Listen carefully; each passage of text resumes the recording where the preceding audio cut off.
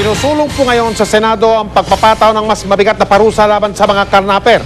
At yan ay matapos ang sunod-sunod na malalagim na insidente ng karnaping sa bansa. Nakatutok si Ruth Cabal. Ang nasa batas ngayon, pwedeng magpiyansa ang taong nakasuhan ng carnapping. 30 taong pagkabilanggo ang maximum penalty nito, maliban na lang kung may kasamang pagpatay na may katapat na life imprisonment.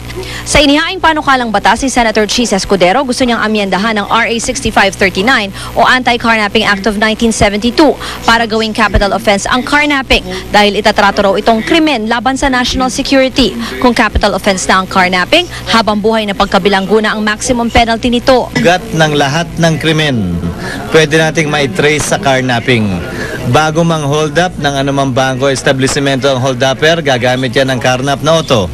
Bago yan pumatay ng sinumang tao, bago yan mag-kidnap, gumagamit palagi ng carnap na auto. Sa bersyon namang inihain ni Senator Antonio Trillanes, gagawing non-bailable offense ang carnapping. Kung una, ito'y mapapatunayang ginawa ng isang carjacking syndicate.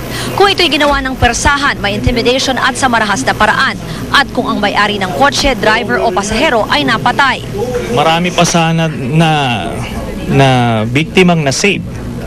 Kung yung ibang mga carnappers na recidivist, na-detain na. No?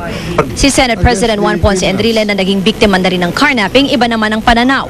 Pwede naman daw hindi baguhin ang batas. Ikabit na lang daw ang carnapping sa mga kasong pagpatay para maging non-bailable. Kaya rin daw masugpo ang carnapping. Just law enforcement. A really, honest to goodness, consistent, purposive enforcement of the law without let-up. That's all. That's all you need. Sa Miyerkules, magsasagawa ng hearing ang Committee on Public Order and Illegal Drugs para questionin ng DILG, PNP at iba pang opisyal tungkol sa lumalalang kriminalidad sa bansa at kung ano ang ginagawa nila para sugpuin ito. Kasama sa imbitahan sina DILG Secretary Jessie Robredo, PNP Chief Director General Raul Bacalzo at iba pang opisyal. Ruth Cabal, Nakatutok, 24 Oras.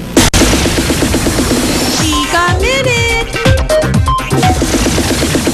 For the first time, isang Pinay ang nanalong Ford Supermodel of the World. Siya si Danica Flores Magpantay. At sa panayam ng GMA News, nagkwento si Danica sa mga plano niya after winning the title. Ang chika hatid ni Lar Santiago. Ito ang litrato sa official news release ng 2011 Ford Supermodel of the World.